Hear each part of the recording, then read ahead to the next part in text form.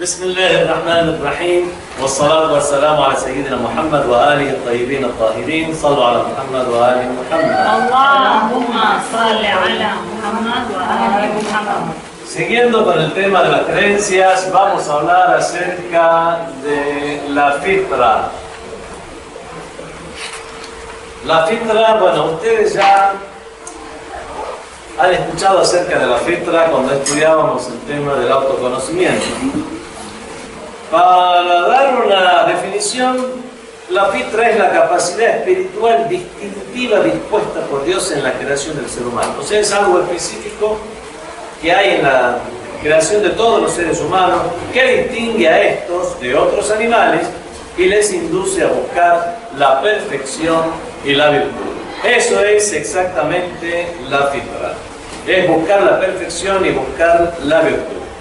La fitra, si bien en el Sagrado Corán se habla de la misma cuando se refiere a la creencia en Dios, que la creencia en Dios está en la fitra, no solamente la creencia en Dios está en la fitra, sino que la búsqueda de todo aquello que es perfección y virtud está en la fitra. Bueno, vemos entonces que según la definición, la fitra es un elemento que es común a todos los seres humanos. Cada uno de nosotros se supone que tiene una fitra. Bueno, esta es una capacidad que es inherente a todos los seres humanos y de esta manera vamos a encontrar en nosotros una serie de tendencias, inclinaciones. Las tendencias, bueno, ya lo vamos a ver un poco más adelante. Tendencia sería aquello a lo cual tendemos a hacer. Tendencias, inclinaciones y también algunos conocimientos hacia los cuales tendemos a creer o a aceptar. Algunos estarán referidos entonces a una acción que tendemos a hacer y otros a una serie de cuestiones en las cuales aceptamos inherentemente. ¿Se puede aceptar algo inherentemente sin demostrar? Esa es una buena pregunta. ¿Podemos aceptar algo sin que, por ejemplo, no exista una prueba argumental, empírica, experimental de ello? Imaginemos algo que no haga falta que alguien me lo argumente como para que crea en ello. Lo primero que podemos mencionar son las cuestiones que son evidentes. ¿Y qué más evidente que los propios sentimientos? Por ejemplo, siento que estoy enojado con alguien. Entonces alguien dice, en un momento, ¿usted puede demostrar que tiene ese enojo? Estoy enojado. Tiene que traerme una prueba de que usted está enojado. De otra manera, ¿cómo puede usted creer algo sin una prueba? Yo sé que estoy enojado, no hace falta que me traigan ninguna prueba. Bueno, habríamos puesto otro sentimiento más como el amor, entonces. Yo sé que estoy enamorado. Tráigame una prueba. No hay prueba. Absolutamente ninguna. Ustedes escucharon hablar del famoso poema de Imrul Qais que se llama Leila y el loco, Leila o el Majnun. Bueno, Leila o el Majnun, bueno, se ponen ejemplos en la literatura árabe respecto a este poema e incluso en la gnosis islámica para hacer un paralelismo entre lo que es este amor que tiene el Majnun, que tiene el loco por Leila, con el amor que una persona, un místico, tiene por Dios, que está en la búsqueda de Dios sin importarle otra cosa. Por ejemplo, y eso es algo que siente una persona que está enamorado, y eso lo vemos en las poesías de este Imrul Qais. Imrul Qais se llamaba este poeta. Este poeta era uno de los famosos, de los poetas llamados al-Muhadramun. ¿Qué significa Muhadramun? Tenemos poetas preislámicos, o sea, antes del Islam. Tenemos poetas post-islámicos, que después del Islam, y tenemos al Muhadramun, que en la literatura árabe se llaman así, porque vivieron tanto antes del Islam como después del Islam haciendo poesía. Uno de estos era Imrul Qais y su famoso poema de Leila y el loco. Bueno, tienen un montón de alusiones al amor y su amor por Leila. en el cual, por ejemplo, dicen, yo dibujaría tu nombre en la arena del desierto, y si el viento la borrara, o las volvería a escribir hasta completar el desierto. Bueno, cosas así de amor. Una vez estaban, dice, sus amigos escuchando, no sé qué habrá sido en ese, un café, una taberna, no sé qué es lo que habrá sido, escuchando a la Majnun hablar sobre Leila. Y Leila de aquí, Leila de allá, y Leila cómo es Leila, y los atributos que tiene Leila, y lo que yo haría por Leila. Entonces sus amigos, sus compañeros dijeron, bueno, realmente, dice, ha entrado la curiosidad para saber, digamos, quién es esta Leila. Bueno, la forma en que la representa debe ser una hermosa mujer. Por favor, dice, llévanos a ver a Leila, aunque sea de lejos, porque parece que era un amor no correspondido. Bueno, vamos a verla, por fin lo convencen al loco. Y llegan hasta una aldea, hasta una granja o algo de lejos. Ven a Leila, y parece que no era tan dotada como parecía, la describían los hoteles. Dice, ¿y esta es Leila? ¡Loco! Nos has vuelto locos a nosotros, dice, todos estos años hablando sobre Leila, ¿y esta es Leila? Entonces le responde Emerald Tace, a Leila hay que verla con los ojos de Majnun. Bueno, o sea, seguía haciendo poesía. Bueno, vemos realmente que a Emerald Tace no hacía falta, o por lo menos al loco, en la poesía no hacía falta traerle argumentos de que él está enamorado de Leila. Él sabía que estaba enamorado de él. ¿Hace falta que alguien le traiga un argumento? Él simplemente lo sentía. En los sentimientos, en las emociones, es algo que no hace falta ningún tipo de argumentación. Y eso, por ejemplo, es un ejemplo de que hay cuestiones cognitivas que nosotros podemos llegar a inferir, considerar o a estar seguros, tener certeza de las mismas sin que exista una prueba evidente, siendo una de esas cosas los sentimientos y las emociones. Acá tengo algo lindo, Por favor, si tiene que ver con el tema. Dice, un astronauta y un famoso neurocirujano discutían sobre la existencia de Dios. El astronauta dijo, no creo en Dios, he ido varias veces al espacio y nunca vi ni siquiera un ángel. Y el neurocirujano se sorprendió pero disimuló. Luego de pensar unos instantes dijo, bueno, he operado muchos cerebros y nunca he visto un pensamiento. Bueno, exactamente es algo así. Tiene algo que ver con el tema, en la forma que uno comprende, algo sin necesidad de una explicación. Por ejemplo, dice, toda depresión y ansiedad está arraigada en el alejamiento de la perfección absoluta. Una persona tiende hacia la perfección absoluta. Y eso es, en resumidas cuentas, si vamos a hablar de la fitra, es solamente en unas cuantas palabras, vamos a decir que es la tendencia a la perfección absoluta, que existe en todos nosotros. Ahora, esa perfección absoluta la podemos nosotros ver, por ejemplo, en el estudio, en la sabiduría, en el amor, en la fuerza, pero cada uno de nosotros tiene una tendencia a buscar la perfección. A lo mejor no la reconoce con las mismas palabras que dicen los religiosos, pero lo que hace es buscar la perfección.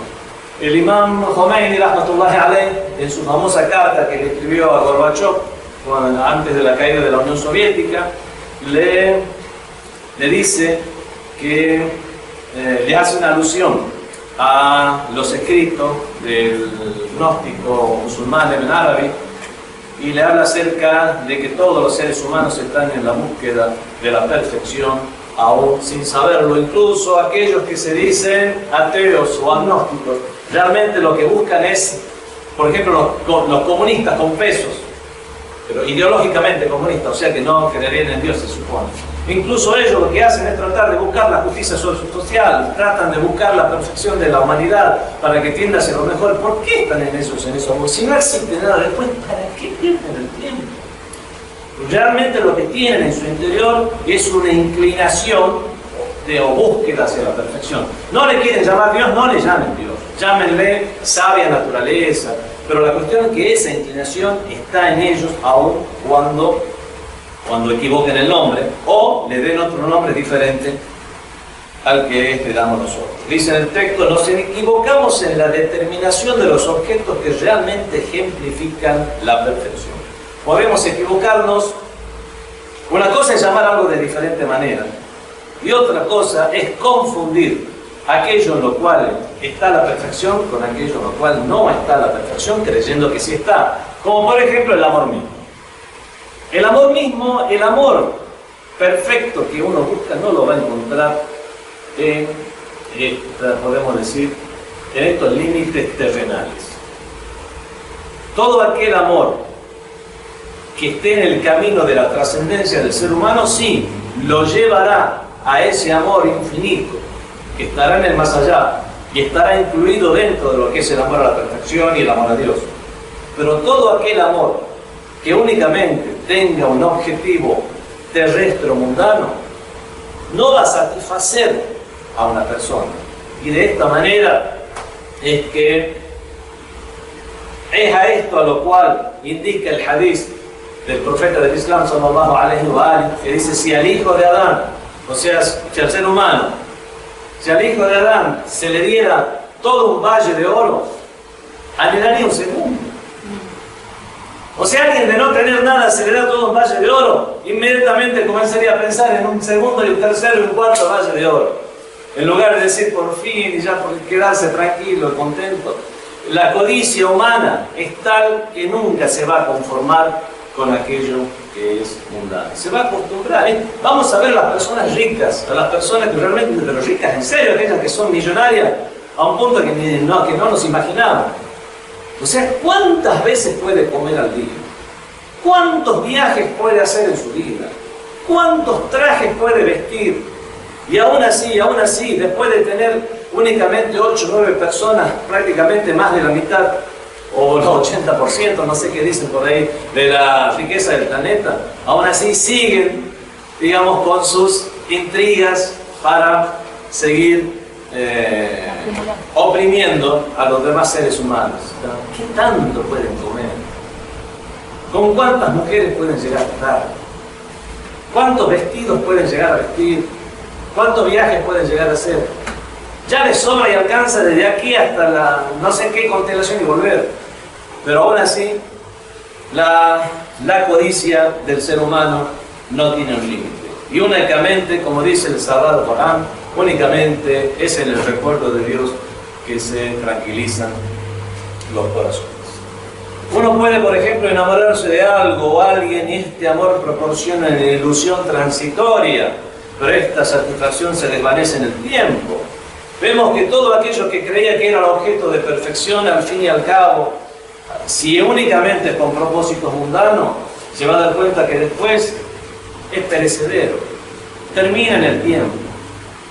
Entonces vemos de esta manera, ya por haber llegado, como toda cosa mundana, a un apogeo y comenzar un declive, o directamente haber ya llegado al término terrestre o terrenal que tiene, y de esa manera la persona o perder las perfecciones que ha encontrado, que ha llegado a tener, por ejemplo, una mujer bella que comienza a declinar en su belleza, o la muerte, que lo que hace es terminar con ese objeto de perfección. Entre eso vemos que en esta vida mundanal, así como este ejemplo de la belleza terrenal y mundana, cualquier otro ejemplo es similar. Lo que podemos llegar a comer, lo que podemos llegar, qué sé yo, a tener como objeto de divertimento. Bueno, habíamos dicho que entonces el conocimiento de Dios era una de estos conocimientos fetrí o innato. Pero es así, es el conocimiento de Dios innato e intuitivo. Vamos a ver y vamos a analizar precisamente este tema. Uno dice el conocimiento de Dios es innato e intuitivo. Bueno, puede venir un ateo y decir, no, Señor, yo en mí no lo veo ni innato ni intuitivo. Así que realmente eso no parece ser una afirmación científica. Vamos a ver entonces. La respuesta está por el lado que yo hablé, que yo hice alusión hace un rato acerca de las diferentes denominaciones que damos a esa perfección absoluta a la cual todos los seres humanos tendemos o nos dirigimos. Hay dos formas de adquirir el conocimiento de la realidad objetiva. ¿Cuáles son estas dos formas? A través de los 5 sentidos externos. Nos llegan datos visuales, auditivos. Bueno, también está el tacto. Algo es muy rugoso, algo no es muy suave. Bueno, y obviamente también el sentido del olfato y del gusto. O sea que una forma en que nos lleguen los datos de la realidad exterior es a través de los 5 sentidos, pero hay otra forma también, y es aceptando directa e intuitivamente el objeto de conocimiento, como habíamos hablado hace rato acerca del odio, el amor, el miedo. Todos estos son conocimientos. No hace falta que alguien nos tenga que argumentar el miedo que nosotros mismos estamos sintiendo. Entonces, la pregunta que se considera aquí es: ¿de qué manera percibimos esos sentimientos? ¿Cómo sabemos que el amor y el odio y el miedo existen dentro de nosotros? Porque eso es algo directamente lo sabemos. Eso es algo que compartimos incluso con los animales. Se llama instinto. Es algo que ya tenemos adentro nuestro y vamos en la búsqueda de algo por el instinto que tenemos. Un bebé recién nacido que succiona el pecho de su madre sabe que tiene hambre. No hace falta que le llegue un dato adicional, que algo que le demuestre que tiene hambre. Tiene hambre y listo. Siente hambre. Entonces lo que hace es instintivamente ir en búsqueda de la comida. Que succiona el pecho de su madre sabe que tiene hambre y que ha de buscar su comida en el pecho de su madre. ¿Cómo es que un niño recién nacido posee este conocimiento? Bueno, vemos entonces que no solamente el ser humano, sino que incluso, no solo incluso, sino que por sobre todo, muchas especies animales tienen un comportamiento instintivo al cual nunca nadie se los ha enseñado. Por ejemplo, las abejas, en su comportamiento social que tienen, la forma de producir la miel, la forma de dar indicaciones incluso a otra abeja de dónde se encuentra tal variedad o cantidad de flores, o las mismas hormigas, la forma, bueno, todo ese tipo de cuestiones que vemos que es un comportamiento social no simple, sino que incluso complicado, y vemos que eso no se da de una manera usual como nosotros comprendemos que es la enseñanza y la adquisición de conocimiento. Muchos de estos conocimientos son instintivos, o como la forma de orientarse en el espacio, conocer el sur y el norte, las aves migratorias. Bueno, son conocimientos instintivos. Muchas veces, aun cuando no hayan visto a ninguno de sus progenitores, o sea, no ha habido ningún tipo de enseñanza. Eso sucede también con cardúmenes de peces que nacen en una región, en un río, por ejemplo, o en algún lugar, los lleva la corriente, simplemente se depositan los huevos, el pescado deposita los huevos y nunca más ve a su cría. Surge esa cría, el río y la corriente los llevan no sé a dónde, y resulta que vemos que nadando a contracorriente vuelven al mismo lugar las futuras generaciones a depositar su huevo. Ahora, ¿quién les ha enseñado? ¿Quién les ha inspirado todo este tipo de conocimientos? Son instintivos, eso se encuentra dentro de su naturaleza. Compartimos instintos, tanto los seres humanos como los animales. No hace falta que un niño, por ejemplo, se le enseñe a comer, como te dice.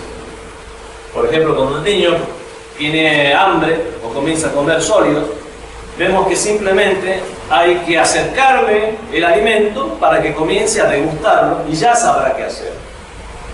No vamos a encontrar el caso en el cual nos diga hipotéticamente: ¿y cómo se hace para comer? Digamos, bueno, tiene que ponerte el alimento en la boca. Y ahora, bueno, ahora tienes que abrir y cerrar la boca y masticarlo. Y ahora, varias veces. Bueno, y ahora, por favor, trágalo. No, vemos que no hace falta todo este tipo de enseñanzas, histeriqueos, sino que simplemente le acercamos el alimento en la boca y vemos que ya sabe qué es lo que tiene que hacer. Lo mismo ocurre con la educación sexual muchas veces, que se quiere enseñar en las escuelas. Está muy bien dar información acerca de los peligros de este mundo, acerca de las cuestiones fisiológicas, incluso de detallar cómo suceden las cuestiones, pero ahondar más allá es simplemente hablar de algo que ya es instintivo, y es por eso que los musulmanes tenemos nuestras reservas en cuanto a este tema. No hay ningún problema con explicar la fisiología del organismo humano, pero ya en lugar de información, lo que se trata de dar hoy en día lamentablemente es formación, y formar dentro de una cultura en particular, y no simplemente explicar el funcionamiento de la fisiología o los peligros que puede acarrear un comportamiento bueno. No me salgo del tema. ¿Cómo es que un niño recién nacido posee este conocimiento? ¿Alguien se lo ha enseñado? El pensamiento racional es incapaz de demostrar este sentimiento. Es incapaz, o por lo menos no hace falta que demuestre este sentimiento. Existe y ya tenemos una conciencia y una certeza de que ese conocimiento está. Todos los seres humanos tienen un sentido intuitivo similar acerca de Dios. Pero como dije al principio, a lo mejor algunos no lo llaman Dios. Todos sentimos la atracción innata hacia la perfección absoluta. Es por eso que vemos filósofos que al advertir esta atracción que tiene el ser humano hacia lo que es perfecto, vemos incluso cuando vemos algo que es incompleto, en nuestra mente, en nuestro imaginario, sabemos que hay una etapa más en el cual esto podría estar mejor. Un círculo que es incompleto, no es un círculo perfecto, y lo vemos diciendo más o menos, como que algo le falta. Eso no solamente pasa con un círculo, con un cuadrado perfecto, sino con formas, y es por eso que en la filosofía griega teníamos las famosas ideas de Platón. No sé si han escuchado hablar acerca de las ideas de Platón, que él asumía o creía que realmente existe un mundo en el cual existen lo perfecto. Por ejemplo, el círculo perfecto, el ser humano perfecto. Y después es de ese plano existencial es que se produce la materialización de esa idea en este mundo real. Bueno, esas ideas de Platón que surgen no es solamente por una fantasía que puede haber tenido este filósofo en particular, sino que todos los seres humanos. Y es precisamente por este deseo de completar lo incompleto, es que nosotros incluso a través de nuestras experiencias, como salen por ahí en estos famosos gráficos de Facebook o de WhatsApp, cuando ponen un texto incompleto, dice, bueno, su mente humana puede llegar a completar, digamos, esta frase. Bueno, eso es algo realmente, no es tan, podemos decir tampoco, usted es un genio, únicamente un tanto por ciento de las personas pueden, no señor, casi todas las personas pueden hacerlo. No se sientan genios porque les llegó este mensaje que es un spam, un bulo de internet. Esto es algo en lo cual todos los seres humanos tienden a completar lo incompleto. Ven una forma a la mitad y completan la otra mitad, sí, con su imaginario, pero aún así buscan completar. Y eso lo hace el común de las personas. ¿Para qué hablar de los obsesivos? Las personas que son obsesivas, si ven realmente algo que está incompleto o algo que no está en su lugar, hasta se sienten intranquilas y molestas. Son obsesivas, quieren que algo esté exactamente en la forma perfecta como debe ser, sin que falte absolutamente nada. Sin llegar al grado de obsesión, todos los seres humanos tenemos esa inclinación hacia la perfección absoluta. Bueno, eso, quieren llamarlo como sea, nosotros le vamos a llamar la búsqueda de Dios. Porque únicamente, según la definición, únicamente en Dios se encuentran todas las perfecciones posibles. La materia de ninguna manera puede tener todos esos grados de perfección. La materia es finita, la materia es limitada, la materia incluso de ninguna manera puede ser todopoderosa, todo sapiente. Vemos que todos esos son atributos. La de la perfección absoluta únicamente se encuentra dentro de lo que la religión llama la divinidad, el gran espíritu, el ser necesario, Dios. Y es por eso que de esta manera es que llegamos a a concluir que todos los seres humanos tenemos esa tendencia, esa realidad suprema y absoluta que nos trasciende. ¿Cómo sabemos si algo es fetrí o algo no es fetrí? ¿Algo es de la fitra o no? La naturaleza humana reconoce a Dios y entiende su dependencia a su creador. Debido a la naturaleza, reconoce a Dios. Debido a que la naturaleza humana reconoce a Dios, posee diversas tendencias, que en oposición a las tendencias instintivas, que solo llaman a la persona hacia la satisfacción de las necesidades materiales, como sucede con los instintos tanto humanos como animales, las tendencias fetrí dirigen al hombre hacia la perfección espiritual. Con esto ya nos está dando el dato de que no existen tendencias fetrí malas, sino que son todas buenas, porque es hacia la perfección espiritual. Todas las tendencias fetrí tienden hacia lo bueno, hacia la trascendencia. Las tendencias naturales poseen características únicas. Vamos a ver algunas de las características de esas tendencias fetrí. Las tendencias o intuiciones divinas están más allá de la naturaleza animal. Tiene que haber una naturaleza humana. La naturaleza animal no las comprende, no las abarca, quiero decir, porque no existe una trascendencia del animal, así como sucede con el ser humano. Si bien los seres humanos tienen en común algo, ese algo lo vamos a llamar daraes o instintos. O sea, la primera característica es que son características humanas, o por lo menos que están más allá de la naturaleza animal. Segundo, las fetrías son innatas e inherentes. O sea que no se adquieren. Inherente significa que ya está en uno mismo. No se adquiere. Resulta que yo no tenía una tendencia fetrí, pasé por un lugar y bueno, y ahora resulta que ya las tengo. Menos mal que hice ese viaje a la India, pasé por ese río que está. Ahora siento esa sensación. Señor, eso realmente no tiene nada de fetrí. Eso lo que tiene es un imaginario que le han impuesto a través de la cultura de buscar la religión de New Age y todo ese tipo de cosas.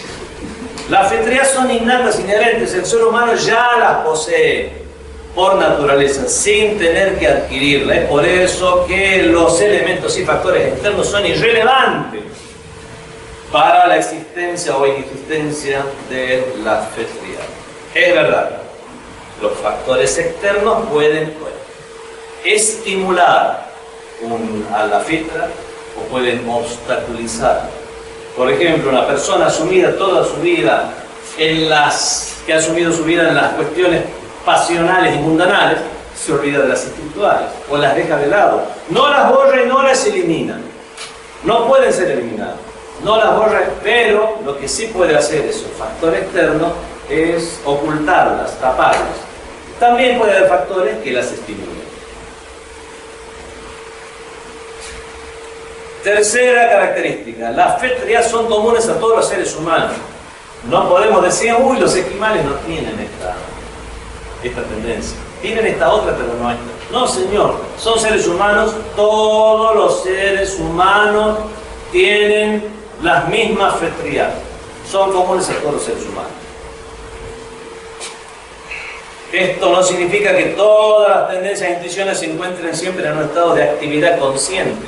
A veces se encuentran de manera inconsciente, como los ateos que dicen no creer en Dios está bien, eso que usted llama Dios, usted no cree en eso. Pero sí busca esa perfección absoluta, bueno, eso está en usted. Por lo tanto, en forma inconsciente busca esa perfección absoluta que únicamente puede llegar a aplicarse a lo que es la divinidad. Nunca algo terreno, perfección absoluta que en este mundo.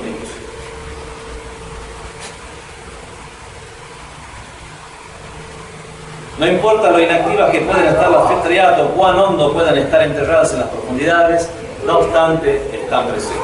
Cuarta característica para las fetrías. Pueden ser manifestadas a través de la introspección, o sea, la reflexión. Cuando una persona reflexiona, cuando una persona, es por eso que dice el profeta del Islam, sallallahu alaihi wa alihi, una hora, o un momento, perdón, sa'atu fikren. Muchas veces se traduce sa'a como una hora.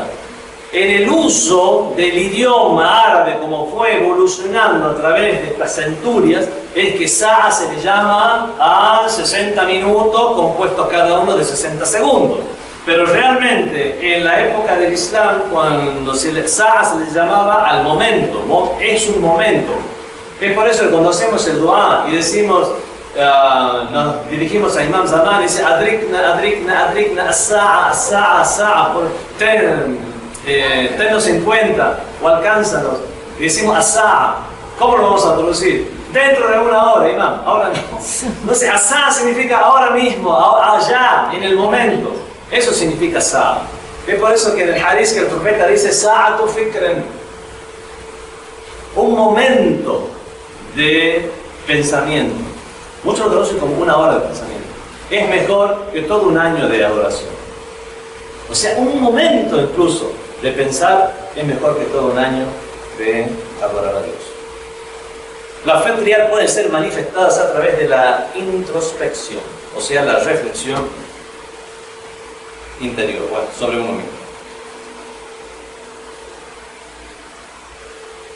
Por lo tanto, una de las formas mediante las cuales podemos saber si el ser humano se inclina por naturaleza a la honestidad y a la veracidad es contemplar nuestra propia conciencia. Pensamos en la realidad del ser humano. ¿Realmente los seres humanos tienden hacia la honestidad? O por lo menos a reconocer la honestidad como tal, como algo bello y bueno, y a la traición y a la deshonestidad como algo malo. ¿Todos los seres humanos son de esta manera? Vemos que sí.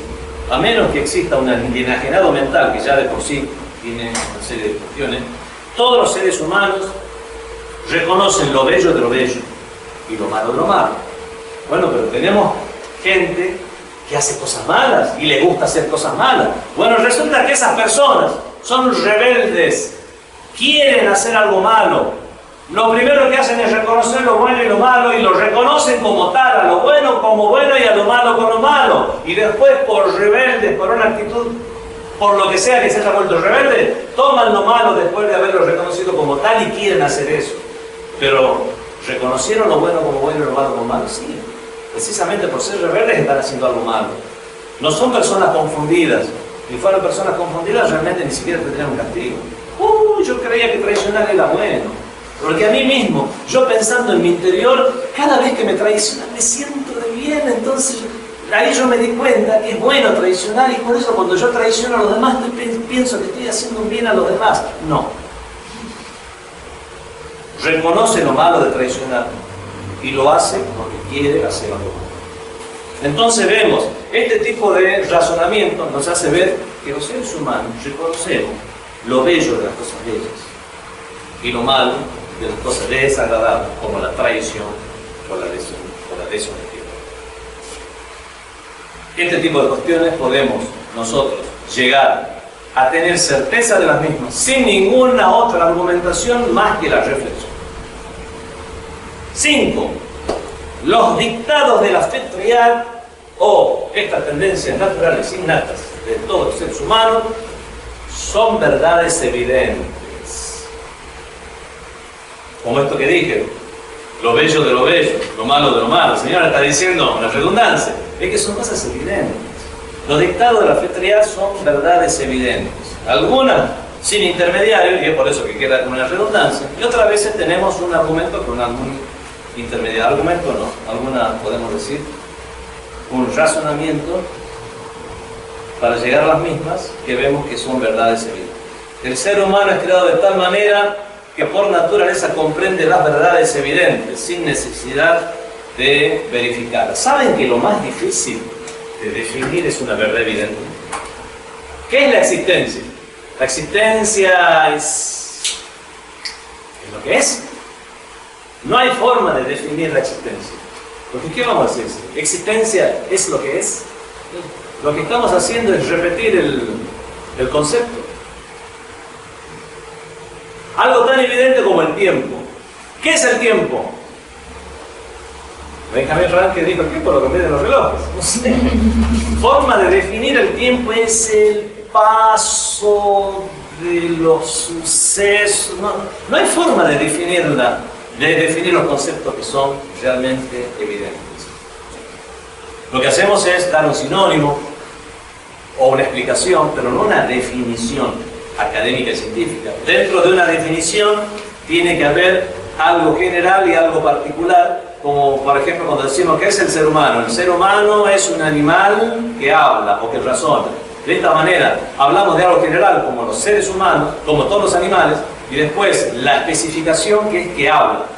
Una generalidad y una especificación. Toda definición tiene que tener eso para que sea una definición. O sea, hablar de un aspecto general y una especificación de ese aspecto general. Bueno, no podemos dar algo más específico que una realidad evidente. Cuando damos un ejemplo burdo, grosero, para que se entienda lo que estamos hablando. Si ya estamos hablando y damos un ejemplo que está al mismo nivel de lo que estamos diciendo, va a seguir sin entenderse. Tenemos que dar una exageración, por exceso, por defecto, en el ejemplo para que se entienda qué aspecto estamos dando como ejemplo. Resulta que en las cuestiones evidentes, como lo que es la existencia o como lo que es el tiempo, no existe algo más evidente que eso, como para poder llegar a definir. Siempre, cuando definimos algo, traemos dentro de la definición algo más claro para que nos aclare el asunto. Pero no hay algo más claro que las verdades evidentes. Los dictados de la fitría son verdades evidentes. El ser humano es creado de tal manera que por naturaleza comprende las verdades evidentes sin necesidad de verificarlas recurriendo al razonamiento. Bueno, hay personas que dudan, ¿no? Aún así, de las cuestiones evidentes. ¿Realmente yo existo? Hay personas que se hacen esa pregunta. ¿La filosofía no es mucho dudar de las cuestiones evidentes? No, es establecerlas. Hay algún tipo de filosofía en particular, como la existencialista, sí, que lo que hace es dudar prácticamente, no solamente la existencialista, muchas otras corrientes. Todas aquellas corrientes que toman como base para su filosofía el escepticismo, lo que hacen es negar prácticamente o cuestionar las cosas evidentes. La primera gran corriente registrada del escepticismo fue en la Grecia antigua, con los sofistas. Sí. Los sofistas, Protágoras y otros. Ellos fueron los primeros escépticos que después llegaron Sócrates, Platón, Aristóteles y eliminaron ese escepticismo. Bueno, después pasaron años y años dentro de la filosofía occidental en el cual el escepticismo recién, después de la época medieval, en el Renacimiento, salieron otros, podemos decir, otros tipos de escépticos. En la época medieval, ahí hubo una gran corriente de escepticismo que tuvo que venir Descartes a eliminar ese escepticismo. Y la tercera gran corriente fue después en el Renacimiento, en el cual con Hume, que realmente vino a dudar sobre que realmente uno puede llegar a reconocer las cosas externas, porque esa imagen mental que yo tengo acerca del mundo, no solo imagen gráfica, sino imagen mental, puede ser los sonidos, las imágenes, toda esa idea que yo tengo del mundo, si realmente se corresponde lo que ha llegado a mi cabeza o lo que he ideado en mi cabeza con la realidad, si hago un paralelismo entre lo que yo pienso que es el mundo y lo que es el mundo en realidad, ¿existe una correspondencia al 100% o no? Según Hume era imposible saberlo, porque cualquier forma que me llegue ese conocimiento, lo que hago yo es trasladarlo adentro de mi cabeza, y cualquier error que se cometa se va a seguir cometiendo recurrentemente. Es como que yo ya aprenda que este color se llama, por ejemplo, rojo, y yo lo veo con estas características. Si ustedes ven un azul, solamente que también le llaman rojo, y vamos a estar de acuerdo, ¿es rojo? Claro que es rojo, estamos todos de acuerdo, mientras yo estoy viendo una cosa y ustedes están viendo otra. Ni entonces alguno de los dos, o los dos, estamos confundidos en el hecho de que lo que realmente vemos es lo que es. Según Hume es imposible saberlo. Llegó entonces, ¿quién llegó? Kant, Immanuel Kant, y no pudo resolver el problema, pero él tiene un libro que se llama Crítica a la razón pura, en el cual por lo menos dice, bueno, la razón práctica, en la práctica no funciona, lo vemos a esto como rojo, lo usamos como rojo, nos paramos todos en el semáforo, todos decimos ya José Maslum, y el rojo es el símbolo del duelo y la sangre, y todos usamos, por lo tanto en la práctica no sirve. Por lo tanto, quiso de esta manera eliminar el escepticismo de Hume, diciendo por lo menos en la práctica, la razón práctica esto no sirve. Realmente lo que hizo fue cometer un gran error. Trajo de por medio el empirismo y el materialismo de una forma salvaje, eliminando cualquier otro tipo de racionalidad, al punto tal, y él era creyente en Dios. Pateó la bola de nieve que después comenzó a hacerse tan grande que terminó en el materialismo y escepticismo, en el materialismo y positivismo que tenemos hoy en día. Entonces vemos que sí hay gente que duda de realidades evidentes. Tenía a Avicena, tenía un alumno que también tenía ese tipo de cuestionamiento. ¿Realmente somos? ¿Existimos realmente? Bueno, muchas veces hay personas que se hacen estos cuestionamientos. No, se ve un extraterrestre, por ejemplo, que está teniendo un sueño de esos normales que no está gente de 500, 80, 90 años, y cuando me despierto, yo acabo de dormir a las 7, yo creía que era un ser humano que estaba en tal y tal. ¿No seremos algo así? Y de pronto nos despertaremos y veamos que realmente todo esto fue una ilusión. Avicena tenía un discípulo, que no hablaba de extraterrestres, por supuesto, pero dudaba si realmente la vida era real y si el mismo existía. Creo que Avicena llegó a dar un puñetazo o algo así, diciendo, ¿lo sientes o no lo sientes? ¿Dudas o no dudas? Porque es la única forma de eliminar ese tipo de escepticismo cuando llega a ese nivel. Pero estamos hablando ya de personas que se han salido de la normalidad. La generalidad de las personas reconoce las cuestiones evidentes como la existencia. Somos, no se preocupen, somos. Sin embargo, es muy importante señalar que a pesar de los dictados de la fe triac, de que son evidentes, puede haber preguntas e incertidumbres sobre ellas que necesitan respuesta. La evidencia no implica claridad. Ahí sí, es por eso que nos hacemos cuestionamientos para aclarar los diferentes aspectos que puede tener algo evidente. Sexta característica de las fe triac. Las fe triac son buenas sin excepción. No existe una tendencia natural, innata, que ayude al ser humano a trascender como tal, que sea malo. Tengo una tendencia a mentir. Bueno, señor, eso no es fe triac. Seguro que tiene tendencia a mentir, eso viene por el alma que incentiva hacia el mal. Bueno, en moral y virtudes vamos a explicar ese tema.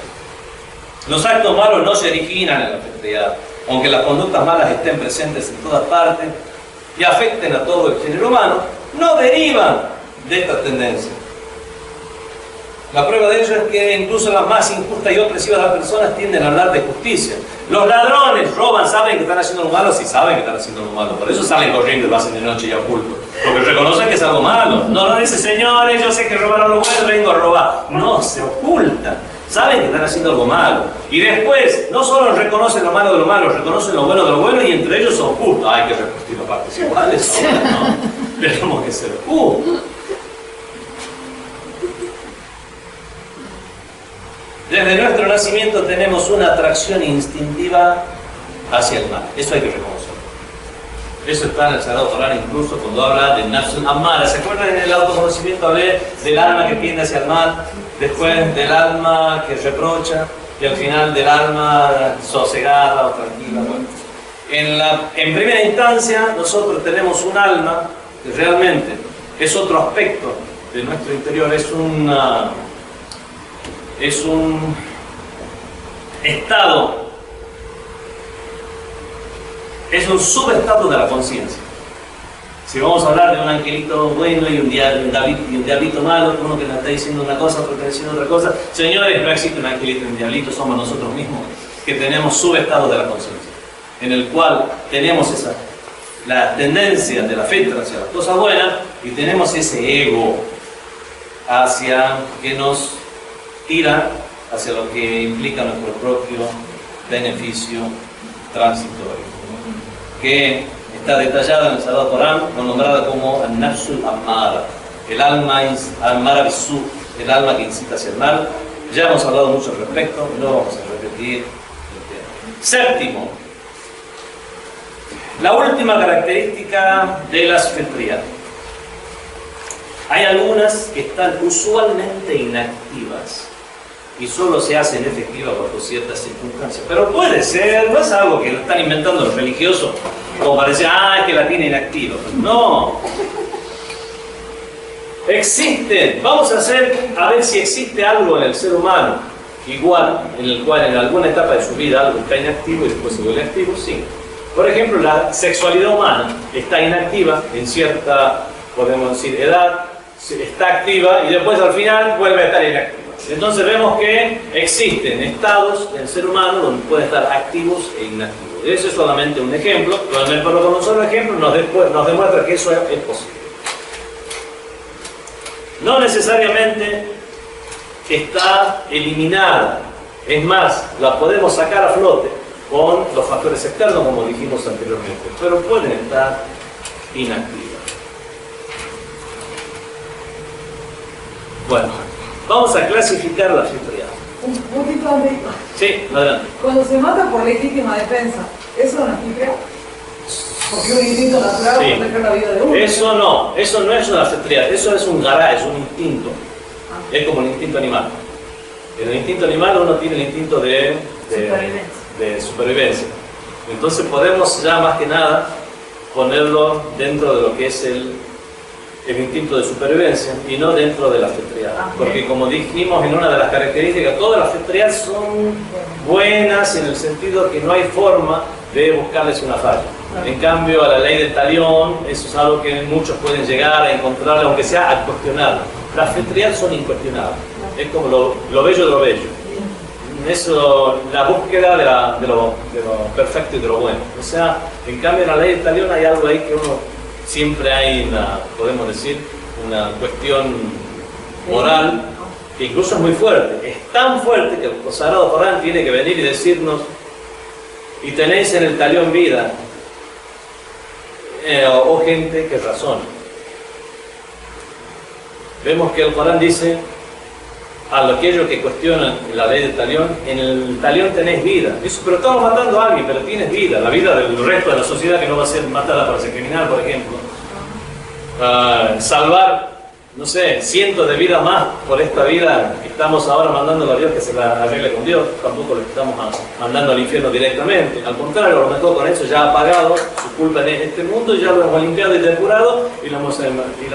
A lo mejor estamos en un favor. Por eso, realmente, como dice el Corán, en el talión tenéis vida o gente que razona. Y se dirige a la gente que razona, no al inculto, al ignorante que mata por venganza. Pero vemos que al ser algo que tiene que ser de esta manera, únicamente dirigido a gente que razona y tiene que ser defendido, vemos que no es como la fetread, algo tan evidente como para ser incluido en la fetread. La fetread puede clasificarse de diversas maneras. Una de las clasificaciones es la que es siguiente. Hay algunas fetread que son conativas y otras que son cognitivas. ¿Listo? Bueno, hay que explicarlo. Conativas significa hay tendencias a la acción, en el cual tenemos la tendencia a tal determinada acción. En cambio, cognitivas es que tenemos la tendencia a pensar o a creer en esto. Esa es la diferencia entre conativas y cognitivas. Las intuiciones innatas proporcionan conocimiento y comprensión, gnosis. Mientras que las tendencias innatas impulsan, que son conativas, impulsan al ser humano a la acción. Una intuición innata es la intuición de Dios, que existe Dios, que existe esa fuente de perfección. El conocimiento innato de Dios que los seres humanos poseen en su propia naturaleza. Una tendencia innata también, una conativa, es la de buscar a Dios, o sea, ya hay una acción ahí. Las tendencias innatas que el ser humano posee se pueden dividir en dos categorías: las tendencias animales y las tendencias humanas. No está hablando de fetread, está hablando de tendencias en general. Tendencias animales y tendencias humanas. Las tendencias animales son las que los seres humanos tenemos en común con los animales, y las que vamos a llamar en árabe al-ghara'is, en castellano, los instintos. Pero, por ejemplo, el instinto de conservación, con lo que estamos hablando, que a lo mejor es con el que más se puede fundamentar la ley del talión, y o el deseo sexual, también es algo que uno tiene en común con los animales. Las tendencias humanas, o estrictamente humanas, son aquellas que son específicas de la naturaleza humana y que no se encuentran en los animales. Pueden ser distinguidas por el hecho de que por lo general no corresponden a una parte del cuerpo, no es algo corporal, no es algo que me guste ver, escuchar, oír, saborear. sino que tiene que ver con... Ejemplo de esta categoría son las tendencias a la verdad, a la virtud, a la belleza, a la creatividad, son cuestiones netamente espirituales. Las petriarconativas, o sea, aquellas que nos llevan a una determinada tipo de acción. Es la tendencia a la inmortalidad. Es aquello que nos nos lleva a buscar la inmortalidad. ¿Qué es la real inmortalidad? Nosotros tendemos a buscar la inmortalidad. Algunos se equivocan en el camino, lo que buscan es la piedra filosofal, el elixir de la vida, qué sé yo, buscan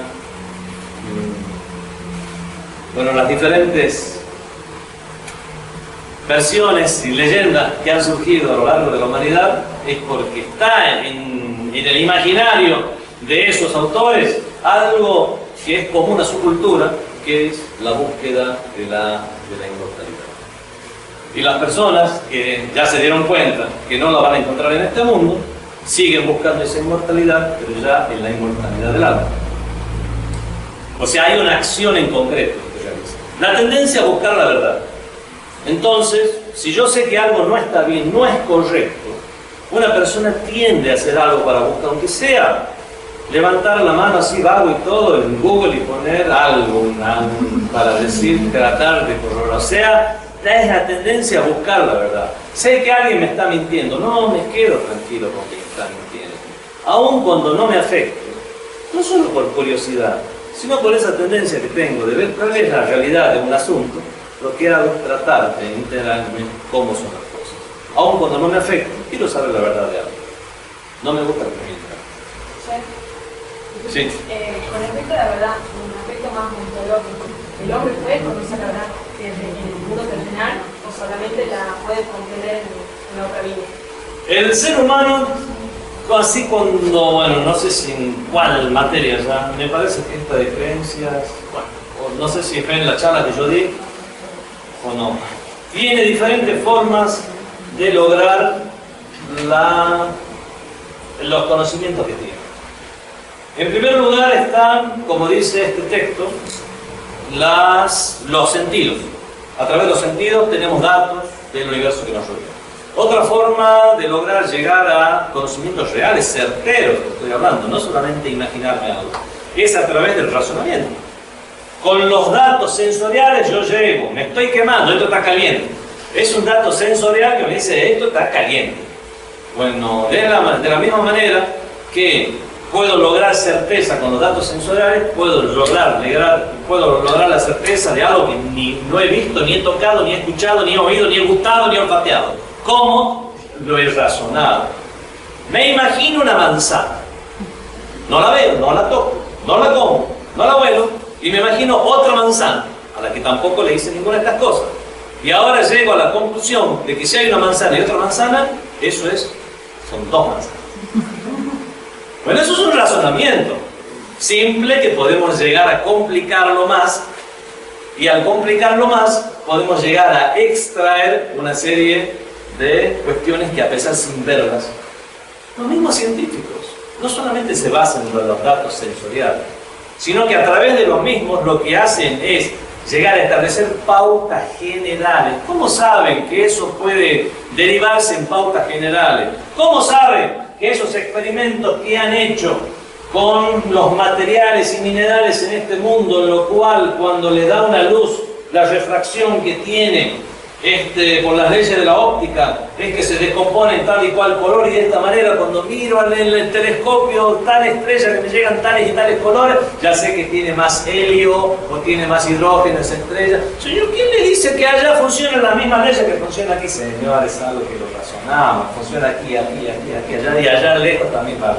Lo que está haciendo usted, entonces, razonando esos datos empíricos que están llegando. Algunas cuestiones, vemos que algunas cuestiones parecen que son netamente sensoriales y empíricas, pero en realidad hay un razonamiento que ha hecho que esos datos nos puedan llegar a dar un resultado. Si no, van a ser simplemente manzanas tiradas por ahí, sin nunca yo tener en cuenta que tienen el concepto de mucho o de poco. Lo mismo pasa con aquellas cuestiones en las cuales no me ha llegado absolutamente ningún dato. como por ejemplo la búsqueda de la perfección. Los seres humanos tienden a la perfección. Eso es algo que lo razonamos y vemos que todo tiene que estar mejor. Incluso el que quiere estar mal porque ha confundido alguna cuestión por ahí, un masoquista por ejemplo, quiere sufrir, busca la perfección porque ve en la perfección su sufrimiento y busca la perfección de ese sufrimiento. Sigue buscando la perfección. Es como el egoísmo, todos somos egoístas. Incluso aquel que dice es altruista porque no se fija en él, se fija en los demás. Bueno, tiene esa idea y quiere llegar a satisfacer esa idea que él tiene de que preocuparse primero por los demás. Por lo tanto es egoísta en cierto sentido. Porque quiere realmente aplicar esa idea que tiene. No, yo no voy a ser tan egoísta de aplicar mi idea del altruismo, así que voy a buscar alguna cosa para mí. ¿Dice eso? No. Quiere ser altruista, bien altruista. Es egoísta. Entonces vemos que hay... encuentra satisfacción en ese altruismo. Encuentra satisfacción personal, claro. Su ego la encuentra a esa perfección en el altruismo. Entonces hay algunas cosas que son sensoriales, hay algunas cosas que son netamente, podemos decir, racionales, y en el medio habrá cuestiones donde habrá una combinación de ambas, pero hay una tercera forma de lograr una certeza, que es a través de inspiraciones o revelaciones. Para un profeta será una revelación, pero está viendo al ángel. Le ha llegado directamente a su alma la revelación divina. Obviamente la mayor parte de las personas no tendremos esa experiencia al grado de revelación, pero sí podemos llegar a tenerlas al grado de inspiración. Bueno, cuando nosotros analizamos estas diferentes formas en la cual logramos los conocimientos de la realidad externa a nuestro imaginario, a esa imagen mental que nosotros tenemos de las cosas, independientemente de que se corresponda o no ese mundo externo con ese imaginario que nos hemos hecho de ese mundo externo, con esa imagen mental, nosotros podemos estar seguros, y así criticamos a Hume, a Kant, a Descartes y a todos los demás, podemos decir que existen nociones evidentes, primarias, a partir de las cuales podemos ir edificando una verdad. No toda la verdad, porque eso implicaría que no tengamos ningún velo de conocimiento. Y los seres humanos en este mundo estamos llenos de velos de conocimiento. Por ejemplo, las cuestiones morales, lo que hacen es, según los hadices y las narraciones, ir quitando velos de conocimiento. Cuando una persona es más honesta, cuando una persona tiene más prácticas devocionales y espirituales, puede llegar a ver cosas que los demás no ven. Y así, bueno, entonces vemos que la misma religión nos dice hay velos de conocimiento para las personas. Pero también nos dice que hay generalidades. ¿Cómo hacemos para sentar las bases de ese edificio en el cual vamos a edificar nuestra verdad, que vamos a tratar de que se corresponda lo más posible con la realidad exterior? Es a través del intelecto. La primera base de apoyo. Datos sensoriales nos dan, podemos decir, los materiales de construcción. Y es con el intelecto que afianzamos esa base. Y a partir de ahí, con estos datos evidentes, como que existimos. No somos un extraterrestre que está soñando. Nosotros existimos, nosotros sabemos que existe el paso del tiempo, sabemos que tenemos sensaciones internas como el miedo, el amor. Bueno, hay cosas que ya tenemos certezas a través de las cuales vamos edificando. Al ir edificando nuestro edificio de la realidad, si es con bases sólidas, con la base sólida del intelecto, tendrá la base muy pero muy sólida y podremos llegar a inferir la existencia de un solo creador, de un Dios único, que va a tener tales y tales características porque son características de perfección. Estos son elementos que forman parte sustancial de la verdad, si bien no son toda la verdad, pero a partir de lo cual nosotros podemos seguir edificando y seguir en un camino en el cual no vamos a terminar nunca, ni siquiera en el más allá. En el más allá todavía habrá rangos de perfeccionamiento. Hay hadices que nos hablan de personas en el más allá, pero los creyentes también tienen sus grados. Hay creyentes que, bueno, han cumplido con lo que Dios les ha pedido, así que en el día del juicio final dicen, bueno, quiero mi paga. estarán con ríos de vino, de leche y orillas de grandes ojos. Y bueno, listo, ya está, yo ya llegué hasta esto es lo que yo quería. Y habrá personas que se les dirá, ¿qué quieren? ¿Disfrutar de las delicias del paraíso similares a las terrenales? ¿O quiere ir a participar en una clase del Imam Hussein? Dirán, no, ¿qué yo del derecho de vivir? Me voy a participar en una clase del Imam Hussein. Como dice el Sagrado Corán, y la complacencia de Dios es mucho mayor todavía. وَرِضْوَانٌ مِنَ اللَّهِ أَكْبَرُ. El hecho de que uno sepa que Dios está complacido de uno, hay personas para las cuales eso será realmente una satisfacción enorme. Y nada de estos placeres que se parecen a los mundanos. Estoy en un paraíso con una cascada y los pajaritos y las manzanitas, y qué sé yo, y todos contentos y felices, como en la revista La Atalaya, los dibujos que hacen ahí de todo, están en un paraíso al final contentos. Bueno, existe ese paraíso, sí existe ese paraíso, pero hay gente que dirá, ¿y esto? ¿Creen que esto es lo máximo de la perfección humana? Es seguir buscando a Dios. Por lo tanto, estos hadices nos dicen que habrá personas que seguirán en la búsqueda de la verdad para cada vez fundirse más con la misma y tener más intenso esa espiritualidad. Por lo tanto, la búsqueda de la verdad no va a terminar nunca, pero sí podemos inferir generalidades que nos puede brindar certeza, pero certeza de las generalidades de la verdad, como para encaminarnos en ese camino y no ir por un camino diferente. No abandonemos nuestro intelecto. Una religión en particular nos puede decir, por ejemplo, no escuchen a las demás religiones, escuchen esta y hay que ir por este camino. Otra puede decir, bueno, todas las demás religiones son satánicas, por lo tanto no escuchen absolutamente nada de lo que digan. Y si bien no estamos seguros del camino, sabemos que es más o menos convencional. Y tenemos una religión como el Islam que dice, وَبَشِّرْ عِبَادِ, albericia a mi siervo, الَّذِينَ يَسْتَمِعُونَ الْقَوْلَ, aquellos que escuchan todas las palabras, وَيَتَّبِعُونَ أَحْسَنَ, y siguen la mejor. Según nuestra fitra, ¿cuál es más correcto y acertado? No porque yo sea musulmán, no. Pero esto de escuchar a todos, me parece que es algo mucho más lógico y razonable. Si uso la fitra, nos vamos a encontrar con el Islam de frente. Porque realmente el Islam no es la religión del pueblo, no es la religión de un tipo de personas con un ritual en particular, donde si son bautizados o no son bautizados, van a encontrar o no van a encontrar la salvación, toda la salvación en Cristo. Vemos que no, el Islam dice que todos los seres humanos nacen en la fitra. Una vez me pasó en Chile, en un lugar, una persona, era una reunión de ámbito interreligioso, pero una persona se levantó y comenzó a preguntarme a mí en particular qué pensábamos acerca del pecado original. Según nosotros musulmanes, los seres humanos nacen en la pureza de la fe. El niño nace sin pecado, no tiene... Bueno, después el sacerdote que estaba conmigo dice, bueno, esto no es una reunión de debate, pero voy a tener que responder. No dio respuesta que pudiera satisfacer ni siquiera un niño que estaba escuchando a mí. ¿Quién nace únicamente por un pecado cometido? En el Islam todos los seres humanos nacen en la pureza.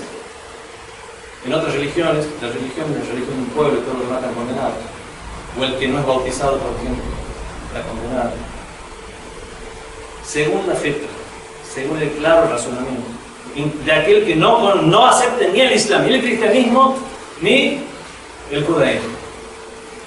¿Cuál, por ejemplo, idea o noción es más correcta y acorde más a la justicia de Dios, si lo hay, ya que todos dicen que es misericordioso y bueno? ¿Cuál es más correcto? Vamos a decir que ni todo niño que nace en la pureza, por más que no sea del pueblo o por más que no tenga una religión. Vemos, sumando estos datos, nos chocamos con el Islam de frente y no encontramos más que el Islam mientras seguimos avanzando. Es una pretensión mía. Sí. Es una pretensión muy grande. Pero si nosotros vamos avanzando en el edificio de creencias, de nociones, de moral, de virtud y de incluso leyes islámicas como son la del talión incluso y otras similares, vamos a ver que todas estas se condicen con lo que es la fitra o los conocimientos o las tendencias tanto cognitivas como conativas, que tiene el ser humano. Entre estas tendencias conativas tenemos la tendencia a la inmortalidad, una.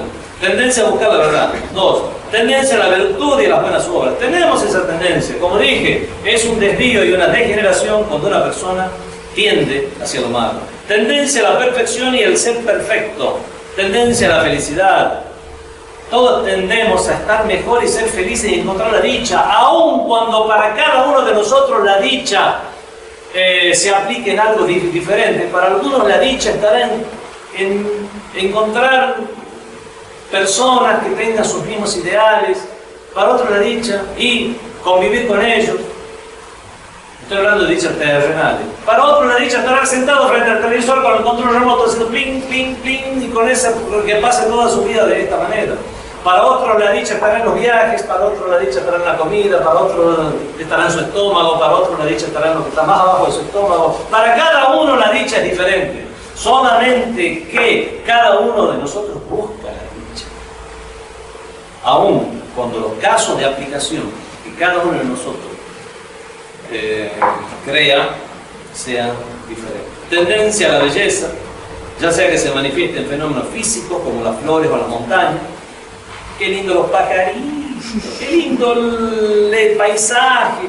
O hay algunos que no, les parecerá eso insignificante.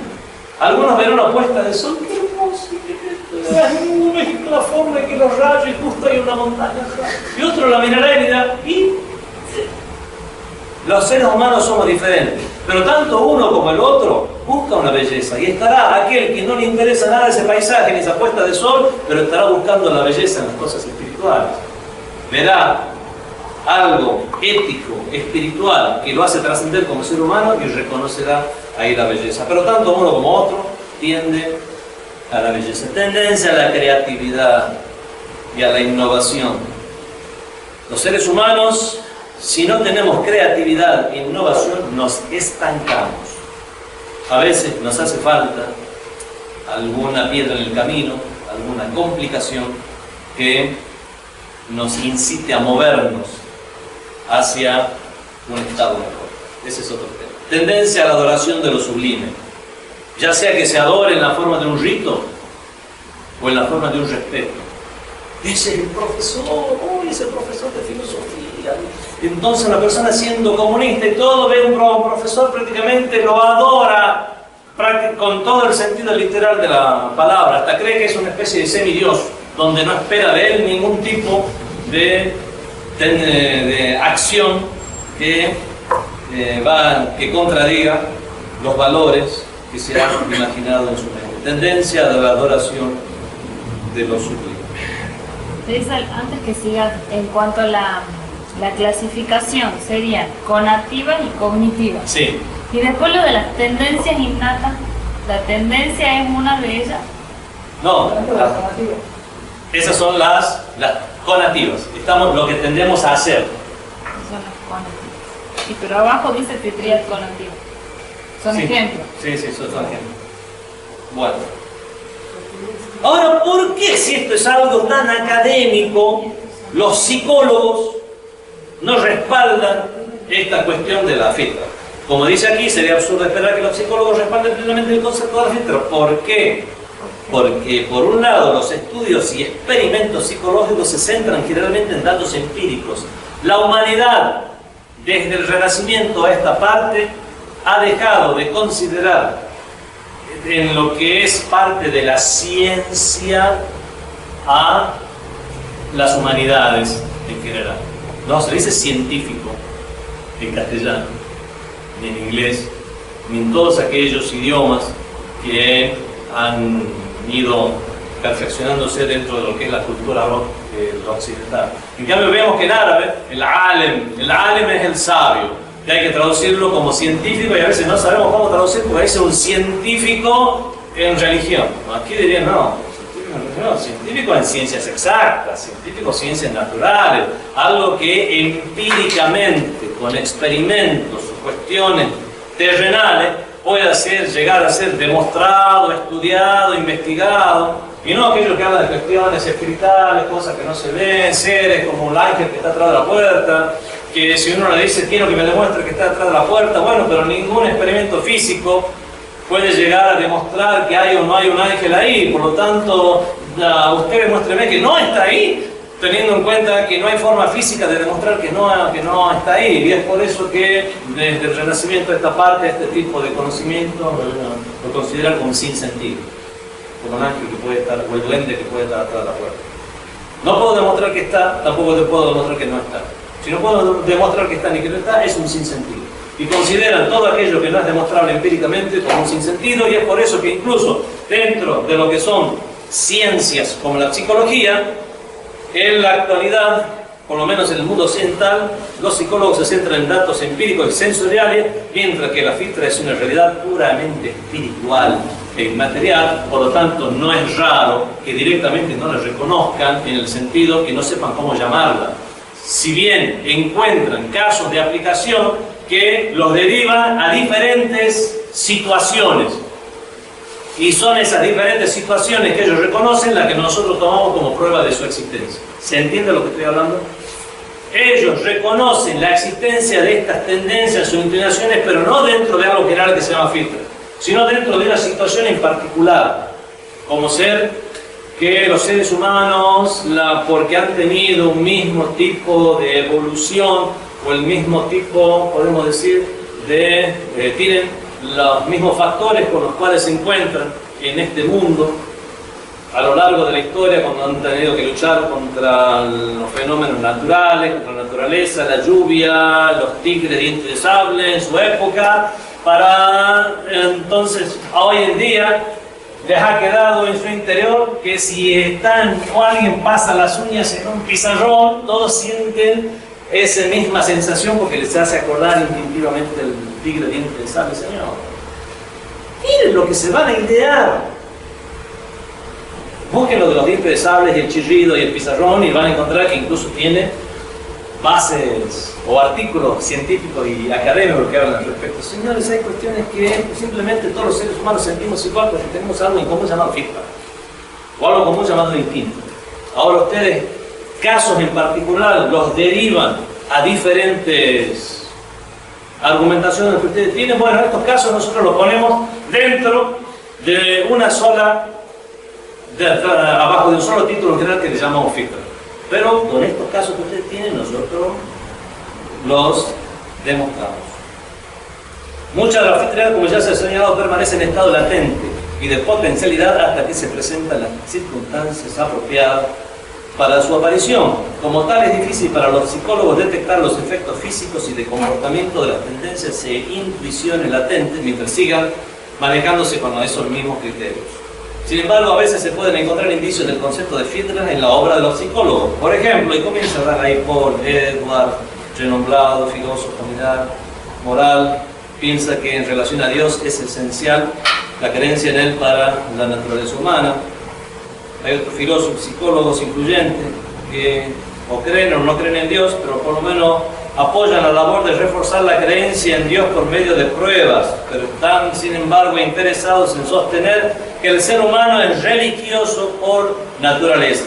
Y eso no lo hacen porque sean religiosos, sino que lo hacen porque los datos empíricos que ellos aceptan lo han visto en los esquimales, en los africanos, en los chinos, en las poblaciones originarias de América del Sur. Han visto que en todos los seres humanos que se expresan de seres tal, existe una religión.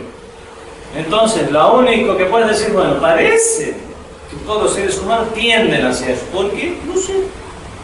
O está dentro de lo que es la formación del ser humano en general, como ya dije, al no entender los fenómenos de la naturaleza. O sea que todos los seres humanos, tanto desde las esquimales hasta la China, desde los desiertos de Siberia hasta en la profundidad de las selvas africanas, cada vez que uno veía un rayo pensaba que era un dios que le estaba haciendo asustar. Todos tenían exactamente el mismo tipo de imaginación o similar para uno llamar a un dios de la lluvia, un dios del trueno, un dios de la suerte, un dios de la fertilidad y todo ese tipo de cuestiones. No existe una civilización que haya sido un poco inteligente, tenga dos dedos de frente. Vemos que no, lo que hay es una tendencia natural en el ser humano, en todas partes del mundo. Y es una de las características de la fitra, que es común a todos los seres humanos. sin importar la geografía ni los tiempos. Una de las tendencias principales de la fitra es esa. No puede ser eliminada del ser humano, aunque sí puede llegar a ocultarse. 70 años de comunismo, o 90 años, ¿cuánto fueron? Hasta que se disolvió la Unión Soviética. Se liberaron las ex-repúblicas soviéticas. ¿Qué es lo primero que pasó al liberarse las ex-repúblicas soviéticas de la Unión Soviética? Surgir la religión de una forma tal que es incomprensible cómo generaciones y generaciones, 5, 6, 7, ¿cuántas fueron las generaciones que fueron criadas sin religión? Y ahora vemos Armenia, Tayikistán, Kazajistán, todas esas ex repúblicas soviéticas, la forma en que se ha disparado la espiritualidad de las mismas, uno no puede imaginarse que estuvieron tantas décadas, aproximadamente, ¿cuánto? Más de medio siglo. Del 17 al 89. Bueno, por lo menos 70 años. 70 años en los cuales generaciones y generaciones se han creado de una forma, podemos decir, atea o por lo menos no espiritual, que haya surgido la espiritualidad tan, pero tan fuerte en todas esas zonas. Entonces podemos ver que este tipo de tendencias no pueden ser eliminadas, en todo caso sí apagadas o ocultadas. Bueno, el otro sociólogo, Max Scheler, no es un buscador de Dios, ellos señalan que se trata de esta cuestión de la antropología filosófica y no de cualquier cuestión sobre la validez del argumento del consenso universal, que es de interés real y de importancia para el ser humano. Aunque quizás no es válido como prueba de la existencia de Dios, el argumento del consenso universal encarna una visión importante sobre la naturaleza del hombre. Aquí tengo que hacer una aclaración. Esto que dice el hombre es importante porque esa discusión dentro del mismo Islam está. ¿La fitra es un argumento para la existencia de Dios?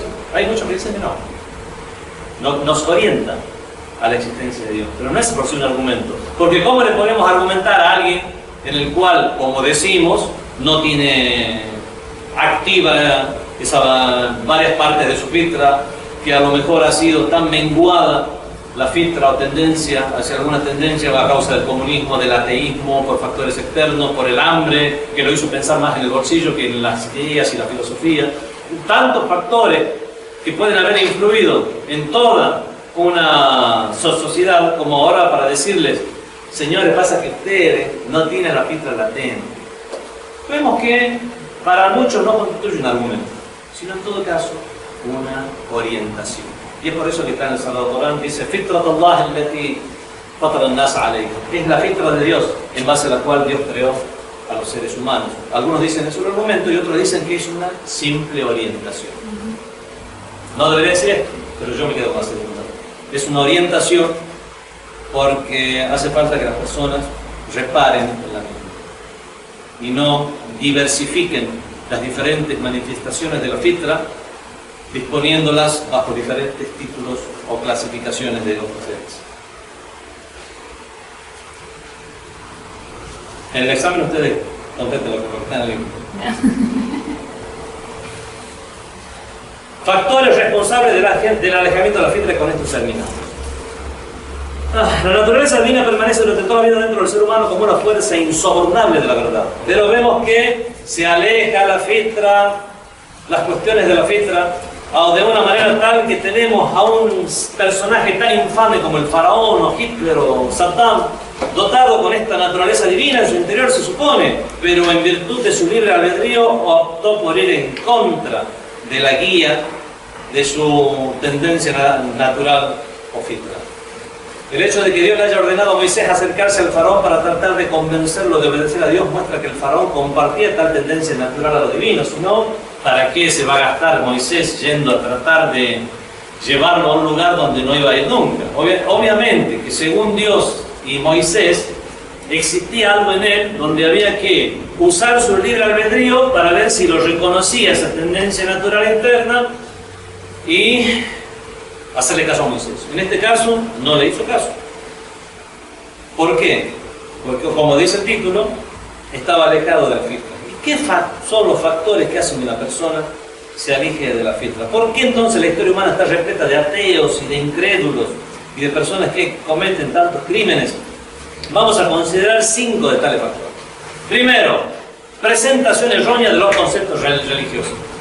Señor científico que no cree en Dios, ¿por qué no cree en Dios? Ah, porque yo no creo que Dios sea un Dios que realmente es 3 en 1, 1 en 3, que se nació llamándose su hijo cuando era él mismo, que al final él murió por los pecados de otros, murió, o sea que el mundo se quedó sin creador ni quien lo sustente en esos momentos, para después resucitar al tercer día, porque si quien lo resucitó es él, que es el mismo. No, ese señor, por eso soy ateo. Ah, por eso es ateo. Entonces, por eso en todo caso no sea católico, no sea cristiano. Por eso va a decir las religiones no existen, Dios no existe. La presentación errónea de los conceptos religiosos. ¿Qué significa la religión? Ah, nosotros creemos que todo está predeterminado en el universo. Haga lo que uno haga, está predeterminado. Yo tengo conciencia interior, sé que yo hago lo que yo quiero. Por lo menos en aquellas cuestiones que yo tengo opción, yo hago lo que yo quiero. Por lo tanto, si eso es la religión, yo ya no creo en religión. Señor, no crean eso. No, por esto ahora va a eliminar de lleno, de plano, todas las religiones. Primer factor para que una persona se aleje de su fitra, presentación errónea de los conceptos religiosos y dar una imagen irracional e insensible. ¿Qué son los musulmanes? Miren los de Daesh cómo cortan cabeza. Listo, ya está, el Islam es malo. Bueno, señor, es usted un ignorante. ¿Sí? De esta manera es como juzga acerca del Islam, o es la manera en que juzga acerca de todo. No voy a explicar mucho el tema, esto lo leen ustedes solos. Segundo factor, la ignorancia. La falta de autoconocimiento y conciencia de las propias dimensiones espirituales y limitaciones existenciales lleva al ser humano a verse a sí mismo no más como un animal. La cosmovisión que se hizo, esa imagen mental que tiene acerca del mundo, es que realmente este mundo está limitado a esto, y entonces la ignorancia lo lleva a no dar la opción de que existe algo más allá. Es como la gente de la época de Moisés, que no sabía que existían otras culturas. En cambio, en la época del profeta del Islam, sí. El profeta del Islam ya decía buscar el conocimiento que era China. En la época de Moisés no sabía si atrás de la siguiente montaña ya se terminaba el mundo. Entonces vemos que la ignorancia hace que al no dar la posibilidad de que algo pueda llegar a trascender, se limitan a lo que hay y después encima se creen que son muy inteligentes y que son científicos y académicos. Cuando es realmente su grado limitado de conocimiento es lo que nos lleva a no ni siquiera preguntarse o cuestionarse si hay algo más allá, de dónde venimos o a dónde vamos. Los dejo a ustedes también esto que lean, se está haciendo tarde.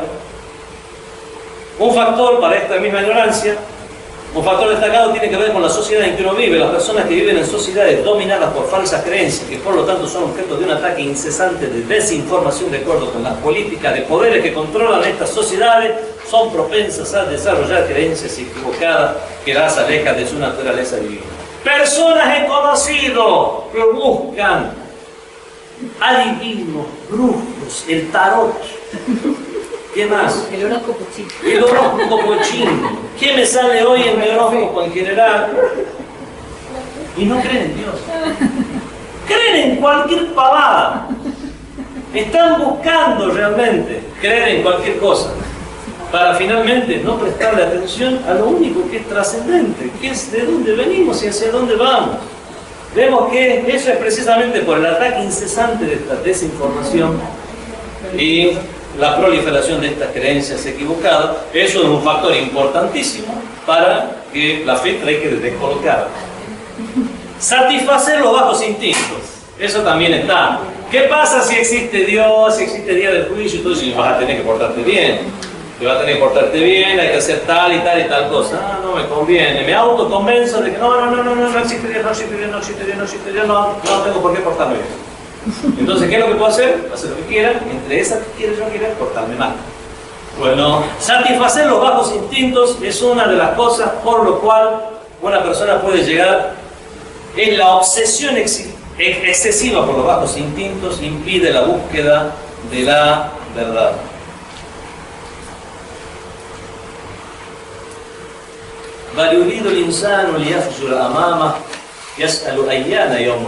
Eso está en la Sura Al-Qiyamah.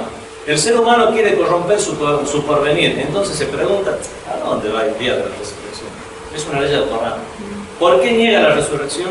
Porque quiere corromper su porvenir. Si llega a aceptar que existe una resurrección y un ajuste de cuentas, me voy a tener que portar bien. Como quiere corromper su porvenir y tener esa libertad, es que cuestiona el día del juicio final y, por qué no, la idea de Dios mismo. Cuarto, la vanagloria y la arrogancia. La arrogancia y el egocentrismo tienen la capacidad de ocultar la naturaleza divina en el ser humano. Lo peor que le puede suceder a un ser humano es la arrogancia, la vanidad, el vanidoso, la vanidad. Hay el Imam Khomeini, rahmatullah alayhi, en un libro que se llama Los 40 Hadices. La primera vicio interno, anímico, moral que trata es el del ujub, la vanidad. ¿Por qué lo trata el primero? Por la importancia que tiene. ¿Por qué es tan importante? Porque es el peor que puede existir en el ser humano. Bueno, pero no es peor ser deshonesto, mentir, traicionar al Señor. El peor porque es una persona a lo mejor ni se da cuenta que tiene ese defecto. Es vanidoso. Es tan vanidoso que ni siquiera acepta la posibilidad de que pueda estar equivocado, de que puede haber alguien más lindo que él.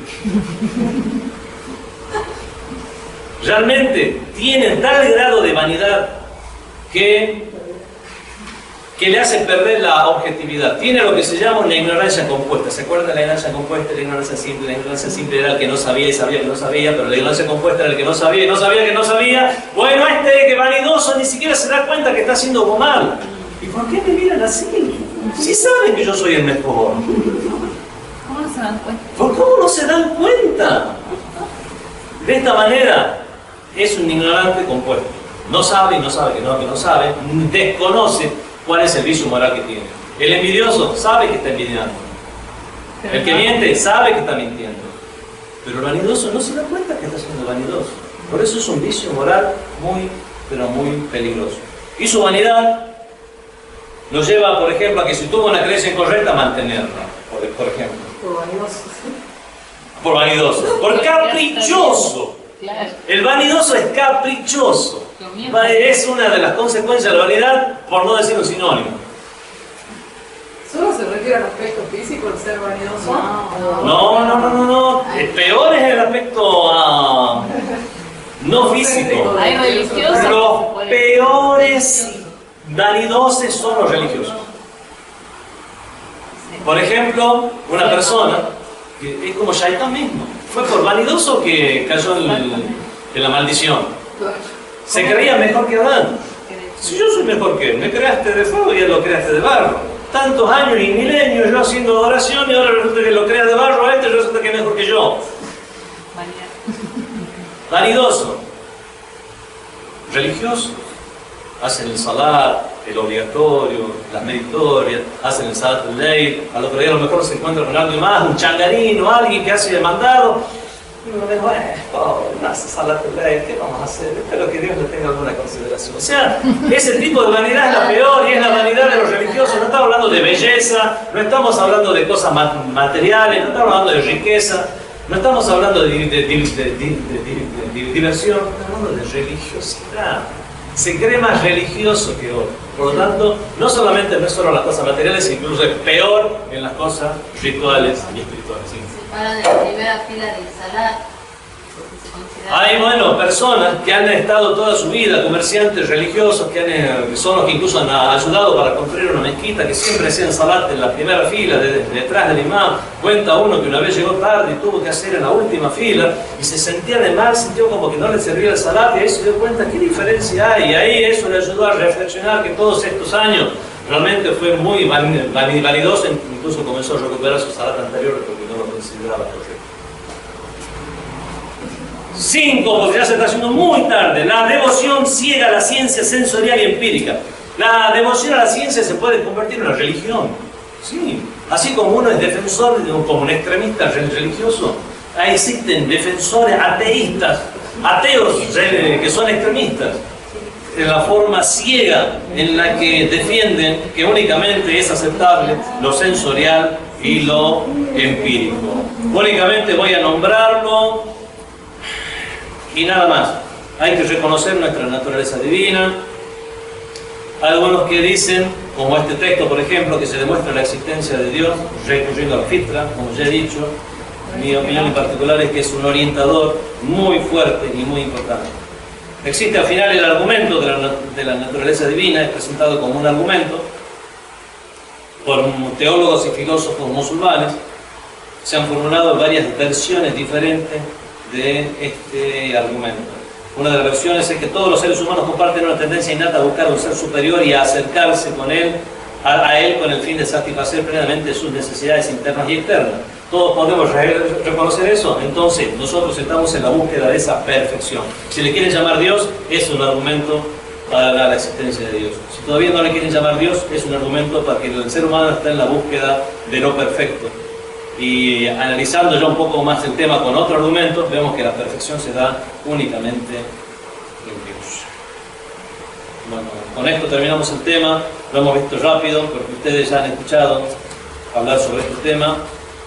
Al final hay un último título que dice el argumento de la naturaleza divina para la existencia de Dios en la opinión de los pensadores cristianos. Tomás de Aquino, bueno, pasa que leyó también el libro de Avicena y otros musulmanes y otros más, donde se manifiestan a favor de la tendencia de que existe un argumento muy fuerte para demostrar la existencia de Dios a través de esa naturaleza que todos tenemos y tendemos hacia lo divino. Sallallahu alaihi wa sallam.